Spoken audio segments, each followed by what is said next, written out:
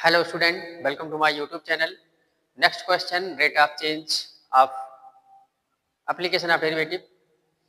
Be patience, be concentrate, look at the board.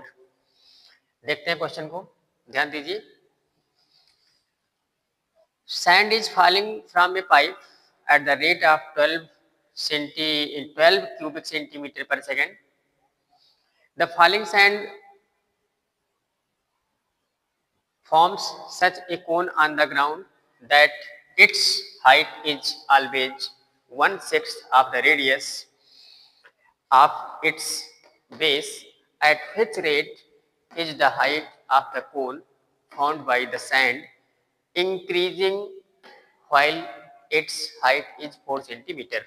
ध्यान दीजिए, सबसे पहला काम है क्वेश्चन को ही अच्छे से समझ लेना. एक एग्जाम्पल लेते हैं समझने के लिए.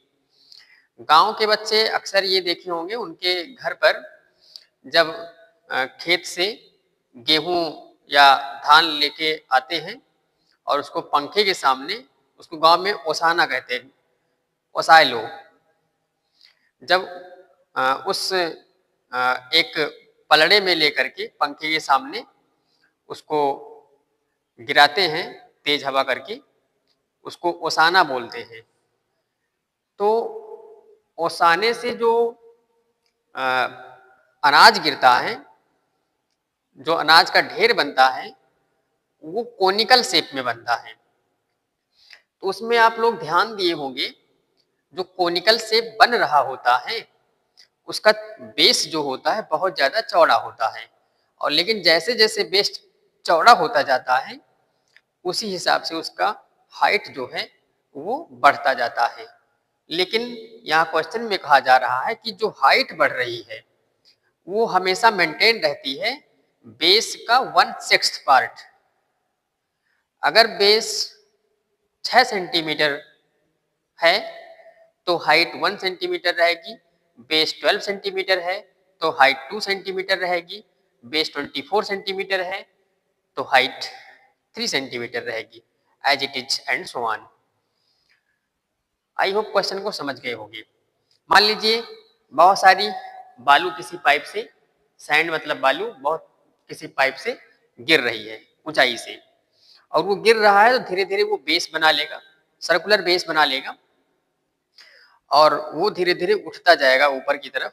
और वो जो उठा हुआ भाग होगा वो कुछ इस तरीके से होगा. मान लो यहाँ किसी पाइप से, जो कि हमारे पास मान लेते हैं सर्कुलर पाइप है, सिलेंड्रिकल पाइप है, यहाँ से बालू या सैंड, कुछ लोग रेत भी बोलते हैं इसे, गिराया जा रहा है. और ये हमारे पास फर्श है. तो जब यहाँ गिरेगा तो कुछ ऐसे ये उठता हुआ चला जाएगा, कुछ इस तरीके से ऐसे बनेगा. एकदम एकदम से वो कोन नहीं बनेगा जैसा कोन मैथ में होता है. इस तरीके से ये उठता हुआ चला जाएगा. बेस काफी चौड़ा रहेगा, कुछ बीज छिटक कर उधर चले जाएंगे, कुछ उधर चले जाएंगे, बट हम इसे अप्रोक्सीमेशन की मदद से हम इसे कोन सपोज कर लेंगे. तो बेस जो हो जाएगा ये अल्टीट्यूड हो जाएगा, हाइट हो जाएगा. यहां से यहां तक ये एरिया आर हो जाएगा. और जब यहां से अनाज जब गिर रहा होगा तो ये धीरे धीरे हाइट और बढ़ती जाएगी. जैसे जैसे हाइट बढ़ेगी वैसे वैसे बेस और चौड़ा होता जाएगा. अगर आर है, आर का 6 पार्ट, तो ये एच रहेगा. क्या बोला गया था? Height is always 1/6 of the radius of its base. ये कंडीशन हमें लगा देना है. और हमें क्या दिया हुआ है? डीवीडीटी, जो कोन बन रहा है उसका जो एरिया बढ़ रहा है, नहीं, सैंड जो फॉलिंग की जा रही है उसका जो वॉल्यूम है, उसका जो वॉल्यूम है वो इस रेट से गिराया जा रहा है. किस रेट से? 12 सेंटीमीटर क्यूबिक पर सेंटीमीटर. तो जितना वॉल्यूम यहाँ से गिराया गया उतने वॉल्यूम का यहाँ पे कोन बनेगा।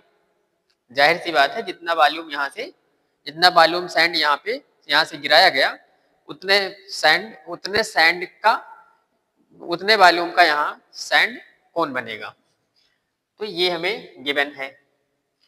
अब जब हाइट 4 सेंटीमीटर बनते बनते हाइट 4 सेंटीमीटर हो जाए, उस time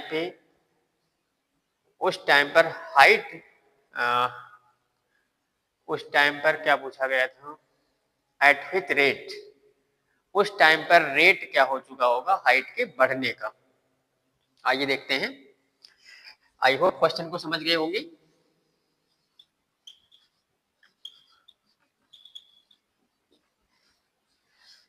late r equal to radius of cone, h equal to height of cone, height of cone is also known as altitude of cone। इतना तो हो गया। According to question h equal to क्या है, r/6, ये first equation हो गया। Second equation क्या हुआ, वॉल्यूम ऑफ कोन जो हो जाएगा वो 1/3 of pi r square h। अब r इक्वल टू r का वैल्यू हम यहाँ से रख दें, हमें h को बचाए रखना है क्योंकि हमको हाइट का इंक्रीजिंग या डिक्रीजिंग निकालना है। अगर हमको इसका इंक्रीजिंग या डिक्रीजिंग निकालना होता तो हम यहाँ से एलिमिनेट करते, तो r को बचा लेते और h को एलिमिनेट कर देते। आई होप क्वेश्चन को समझ गए होंगे। फ्रॉम 1 and 2 यहाँ हो जाएगा v इक्वल टू h को r को एलिमिनेट कर रहे हैं तो 6h हो जाएगा और 6h का whole square 1/3 pi 6h whole square into h। 6 जा 36 से डिवाइड होगा 3 तो मिलेगा 12 पाई h क्यूब। अब हमें क्या निकालना है, टाइम रेट। डिफरेंशिएट कर देना है, h is also function of time and v is also function of h and time.